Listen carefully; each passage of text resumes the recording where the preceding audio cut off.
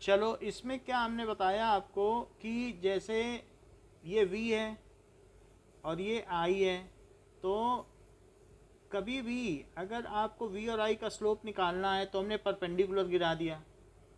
तो स्लोप क्या होता है? स्लोप होता है परपेंडिकुलर बाई बेस। जैसे कि अगर आपसे कोई पूछे कि बच्चों का झूला बना रहे हो, तो वो जो झूला बनाओगे फिसल पट्टी जिसको कहते हैं, बच्चे यहाँ से चढ़ते हैं और फिर उस पर चढ़ के वहाँ से करते हैं, तो आपसे पूछा जाएगा कि जो छोटे बच्चे हैं उनके लिए थोड़ा सा स्लोप रखना और जो ज़्यादा बच्चे हैं उनके लिए ज़्यादा स्लोप रखना। तो हमेशा परपेंडिकुलर बाई बेस को स्लोप रखते हैं। तो जो 5 साल से ऊपर के बच्चे हैं उनको इस पर फिसलाया गया, और जो छोटे बच्चे हैं 3 साल के हैं या 2 साल के, उनके लिए ये फिसल पट्टी बनाई गई। ठीक है, तो अब ये देखो, तो बताओ किसका स्लोप ज़्यादा रहा? आ, कैसे? परपेंडिकुलर बाई बेस स्लोप होता है, तो स्लोप किसका ज़्यादा है? किस में पी की वैल्यू ज़्यादा है? इसमें बी ज़्यादा और पी कम है। और यहाँ देखो, तो इस तरीके से स्लोप का अगर कोई पूछे स्लोप, तो that is perpendicular by base. और हमारे केस में स्लोप क्या है बताएं? क्या? तो v अपॉन आई को और क्या कहते हैं? तो बोलो, समझ में आ गई बात? तो रेजिस्टेंस कहलाएगा स्लोप। नाउ अब आगे देखिए कि an electric iron drawers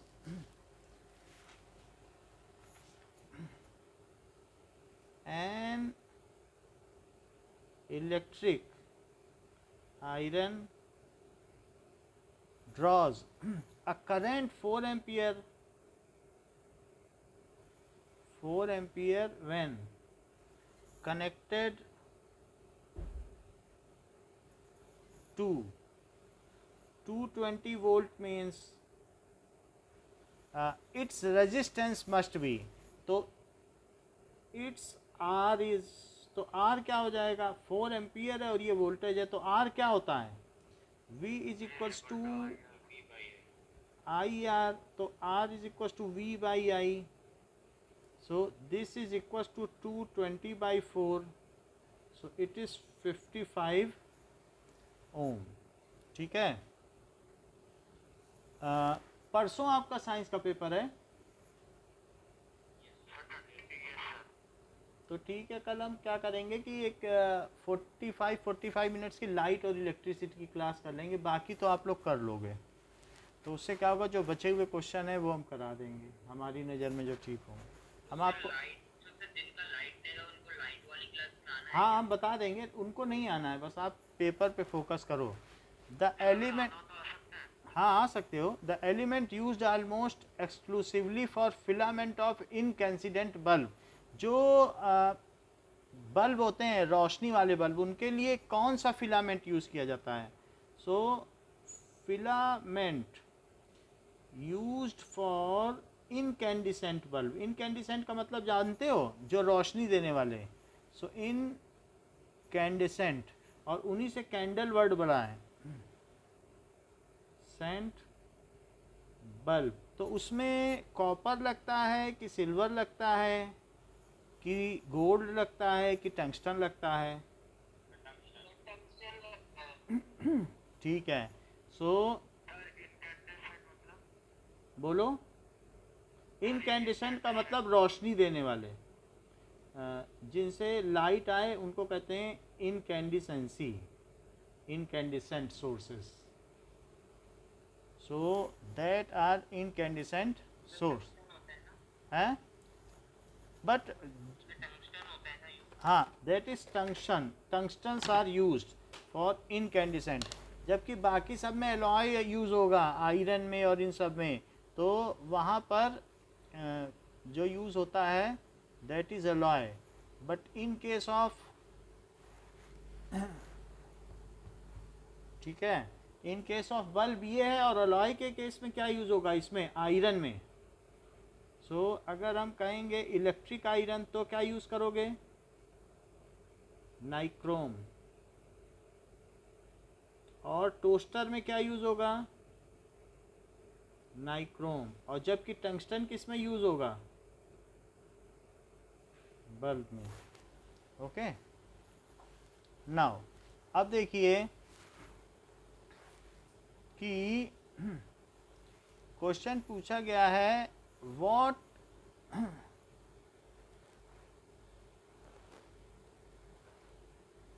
when a 4 ohm resistor is connected, when a 4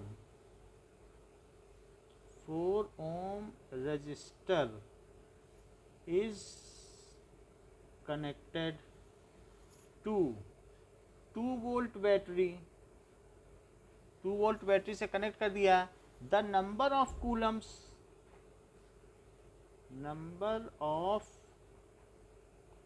Coulomb's passing per second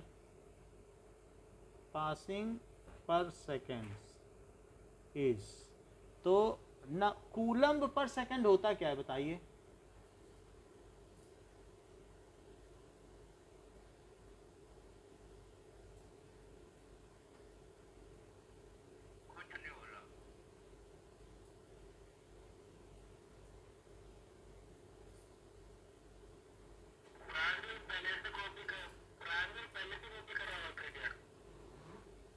now अब देखो what is coulomb per second, बताइए क्या ये करंट होती है? किसकी यूनिट है coulomb per second? Is it current? तो करंट आई की वैल्यू क्या होती है? V is equal to I R. तो आई क्या होगा? क्या V बाई आर? तो क्या ये 2/4 हो जाएगा? क्या ये 0.5 एम्पियर होगा? आंसर, क्योंकि एम्पियर ही कूलम पर सेकंड होती है। आई क्या होता है बताओ? क्या Q/T होता है कूलम्ब पर सेकंड? तो जब आपसे वो कूलम्ब पर सेकंड पूछ रहा है तो क्या आपसे वो आई पूछ रहा है? How much coulomb is passing पर सेकंड। देखो आई क्या होता है? Q/T होता है। और आई का दूसरा फार्मूला क्या है? 0.5 कूलम्ब पर सेकंड। ठीक, यही तो बात हुई। Okay, now if keeping potential difference constant, keeping V constant, R is half, R को आधा कर दिया गया, देन करंट कैसी रहेगी?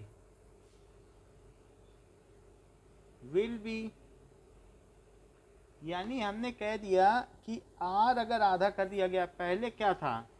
V बाई आई, ये R था, R की कुछ वैल्यू थी। अब हमने V तो नहीं बदला, देखो V नहीं बदला, न्यू केस देखो, कह रहा है V नहीं बदला है, लेकिन I तो बदल जाएगा। और ये है R को हमने कितना कर दिया? R/2। तो अब ये दो अलग अलग चीज़ें हैं, तो क्या V को IR लिखा जा सकता है यहाँ से? और यहाँ से V को क्या लिखा जा सकता है? क्या I-R/2? क्या V दोनों में सेम है? तो क्या मैं इक्वेट कर दूं दोनों को? यानी मैं IR को किससे इक्वेट कर दूं? I-R/2 से कर दूं, क्योंकि V है दोनों, ये भी V है, ये भी V है, V तो बदला नहीं, V is equal to IR था। और अब नए केस में V क्या है? I-R/2, V तो नहीं बदला ना। तो बताओ I' क्या हो जाएगा? R से R कटा, तो बाई 2 क्या उधर चला जाएगा? तो जो I' हो जाएगा, अगर रेजिस्टेंस आधा कर दोगे किसी चीज में से तो क्या करंट दुगनी बहने लगेगी? भाई किसी बल्ब का रेजिस्टेंस ही कम कर दो। कोई जो टोटी जा रही है कैंपर में, पानी वाले कैंपर में, वो बड़ी कर दो टोटी, तो क्या पानी दुगना बहने लगेगा? बताओ, समझ में आ गई बात? सो इस तरीके से new current will be double if resistance is half. या आप इस तरीके से भी देख सकते हैं कि V क्या होता है? क्या V is equals to IR? अगर V कांस्टेंट है और करंट दुगनी करोगे तो क्या रेजिस्टेंस आधा हो जाएगा? क्योंकि इसको तो आपने बिल्कुल फिक्स कर रखा है और ये डबल कर रहे हो, तो क्या ये आधा हो जाएगा? चेक करो, इसे डबल करने पे इसे क्या होना पड़ेगा? आधा। तो उससे भी पता किया जा सकता है कि ये आधा किया तो ये क्या हो गया? डबल। या इसे हाफ करोगे तो क्या रेजिस्टेंस डबल हो जाएगा? इस तरीके से हम यहाँ पर क्या केस कर रहे हैं कि पहले केस में V is equal to I R और दूसरे केस में क्या है? V is equal to I dash R dash, ये चीज़ है। तो अब हमने दो अलग अलग केस ले लिए, प्रीवियस केस और न्यू केस। अच्छा, अब देखिए V सेम है दोनों में, तो क्या I R is equal to I dash R dash लिखा जाए? बताइए। अच्छा, I R is equal to I dash पता नहीं है, लेकिन रेजिस्टेंस तो मैंने पता है आधा कर दिया है, तो क्या आर से आर कट गया और 2 उधर चला गया, तो आई डैश कितना हो गया? डबल। ठीक है। नाउ अब देखिए कि ये चीज़ हो गई। If the 3 resistors are replaced by single resistors, so question पूछा गया है कि 3 रजिस्टर को सिंगल रजिस्टर से रिप्लेस कर दिया तो क्या होगा? If 3 register replaced by single register, ठीक है, what will be in the given arrangement, अगर सिंगल रजिस्टर से हमने कर दिया, what will be the value of this register? So what will be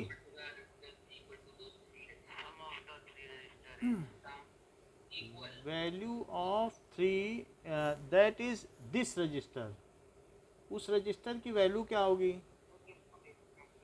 तो वो फिगर दिया गया है कि 3 रजिस्टर को हमने सिंगल रजिस्टर से रिप्लेस कर दिया है, कीपिंग द करंट कांस्टेंट, यानी ये चीज़ इसमें। तो इस तरीके से यहाँ पर क्या आ जाएगा? यदि ये R है और R है, so it will be 3R, क्योंकि R प्लस R हो जाएगा, कीपिंग द करंट कांस्टेंट, ये आपको लिखना होगा। ठीक है, कीपिंग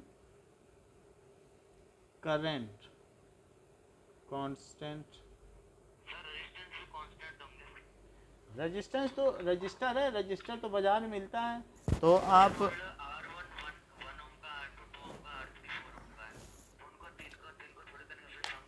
तो सम कर लेंगे। ये तो रजिस्टर है, ये बाजार में मिल जाता है कि ये है रजिस्टर, ये बाजार में मिल जाएगा। तो ये है रजिस्टर्स का क्या है, तो वो तो कांस्टेंट ही होंगे, वो थोड़ी ना बदलेंगे जो रजिस्टर की वैल्यू होगी। So it is always same. ठीक है, रेजिस्टेंस नहीं बदलता, ये सब रजिस्टर्स हैं। तो ये बदलेंगे क्या? रजिस्टर्स नहीं बदलते हैं। तो इसलिए जो भी अगर हम करंट कांस्टेंट रखेंगे तो सीरीज का रूल लग जाएगा। अब देखो,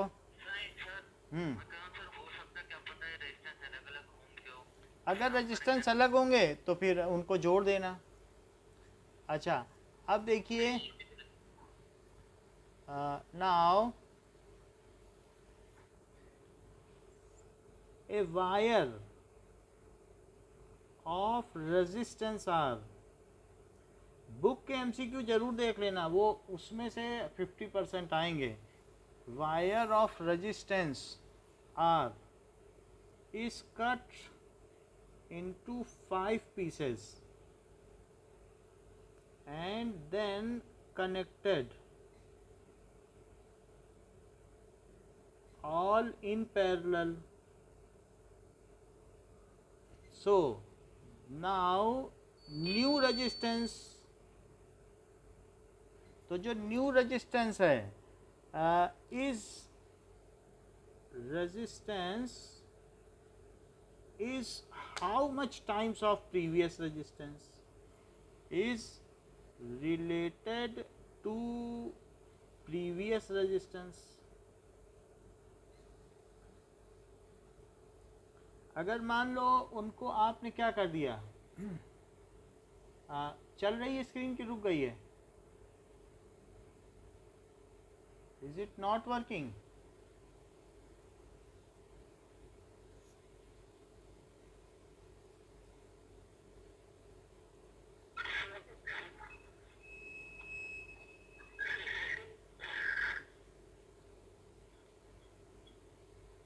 नाउ इज इट ओके?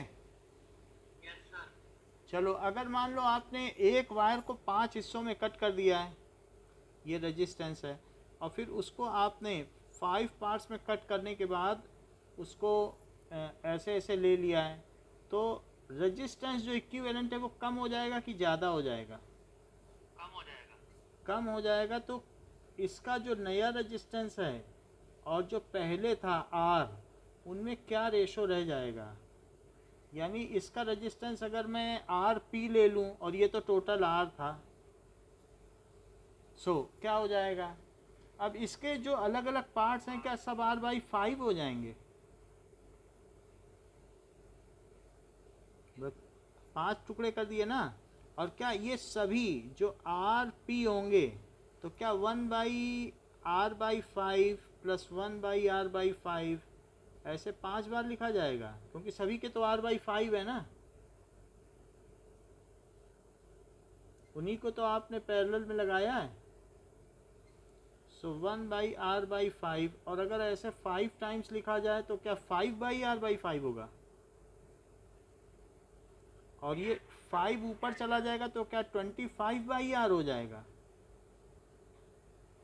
सो अब इस तरीके से इसे पलट दो, तो R P by 1 is equals to R by 25। तो जो नया रेजिस्टेंस है वो पुराने रेजिस्टेंस से 25 गुना कम हो जाएगा। It is 1 by 25 times of R. समझ में आ गई बात? उतना घट जाएगा। नाउ जो रेजिस्टेंस ऑफ आइडियल एमीटर है वो कितना होता है बताइए? जीरो। और resistance of ideal voltmeter? Sir वो infinity. Sir ideal limiter ideal voltmeter क्या है? आइडियल, इंफिनिटी होते हैं ना sir. Now yes it is correct. Resistance of ideal ammeter, resistance of ideal emitter is 0 ohm and of ideal voltmeter infinity. is infinite ohm। तो इस तरीके से होगा, but that is a hypothetical condition and it is not possible। okay now इसलिए क्योंकि अगर मान लीजिए कोई भी इसमें से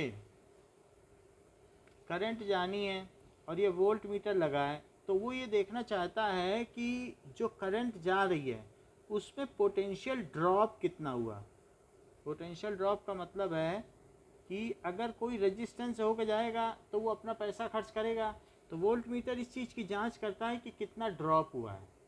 तो दैट इज़ आइडियल का मतलब है कि अगर लोग इसके रास्ते जाने लगे, आप इंस्पेक्टर किसी को खड़ा कर दो किसी बगल वाली सड़क पे, लोग वहीं से गुजरने लगे तो करंट तो कम जाएगी ना इस पर। पोटेंशियल ड्रॉप का क्या मतलब होता है? क्या V is equal to I R. अगर इसका रेजिस्टेंस आर है और यहाँ से 2 एम्पियर करंट जा रही है और इसका रेजिस्टेंस 3 ओम है, तो कितना ड्रॉप होनी चाहिए बताइए यहाँ पे? क्या 6 वोल्ट होना चाहिए? क्योंकि V क्या होता है? क्या 2 इंटू 3 6 वोल्ट होनी चाहिए। और अगर मान लीजिए इसमें से 1.9 एम्पियर ही करंट गई और 0.1 यहाँ चली गई, तो क्या 6 वोल्ट ड्रॉप हो पाएगा? तो वो इतना इनफाइनाइट हो जाता है, कहता है कि हम तो तुमको जाने ही नहीं देंगे, बीच में हवा रखेंगे, अब जाके दिखाओ हमसे।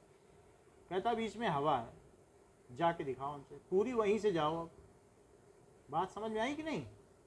तो बताओ हवा का रेजिस्टेंस कितना होगा? हवा से कोई करंट पास कर सकती है? बताइए। तो इसलिए उस, क्योंकि हमें 1.9 गई, अगर सारे लोग जाएंगे नहीं तो कैसे पता चलेगा कि उस दुकान पे वो कितना पैसा खर्च करते हैं, कितना पोटेंशियल ड्रॉप करते हैं? तो थोड़े भी अगर इधर उधर निकल गए तो क्या सही पोटेंशियल ड्रॉप पता चल पाएगा क्या? No sir.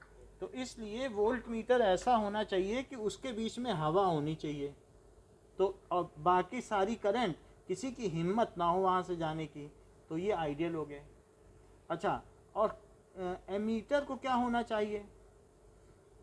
Sir zero sir. यानी कि वो रास्ते में यहाँ पर ये ना हो कि लोगों को काउंट कर रहा है, रास्ते में ही खड़ा हो जाए। सर आपने ऊपर दोनों में ओम लिखा है, दे आइडियल वोल्ट मीटर में और आइडियल एमीटर। हाँ, सो रेजिस्टेंस, तो रेजिस्टेंस की बात की गई ना, दोनों में थोड़ा बहुत तो रेजिस्टेंस होगा, सब में क्वाइल होती है ना। तो आइडियल इसका कोई रेजिस्टेंस नहीं होना चाहिए, इसका रेजिस्टेंस 0 ओम होना चाहिए, यानी सारी की सारी करंट चली जाए और एमीटर बिल्कुल कुछ करंट जो है रोके नहीं पूरे सर्किट में। पूरे सर्किट में अगर बाइकर्स घूम रहे हैं और एमीटर से पूछा गया जरा देख के आओ कितने बाइकर्स घूम रहे हैं इस गली में, चक्कर लगा रहे हैं, तो बीच ही में खड़ा हो जाएगा, क्या सारे बाइकर्स घूम पाएंगे? कितने कूलम पर सेकंड जा रहे हैं, तो उसे बीच में नहीं खड़ा होना है, पेड़ के पीछे छुप के खड़ा होना है। तो उसकी वजह से किसी को नुकसान ना हो, हर्डल ना हो, किसी का अट्रैक्शन भंग ना हो। तो एमीटर का रेजिस्टेंस 0 होना चाहिए, उसको किसी को रजिस्ट नहीं करना है जाने से, और वोल्ट मीटर को अपने में से किसी को जाने नहीं देना है। समझ में आई बात? So these are the case. तो इतना ही रखिए, बाकी हम कल का टाइम बता देंगे। Okay, thank you, welcome, thank you sir, have a nice day.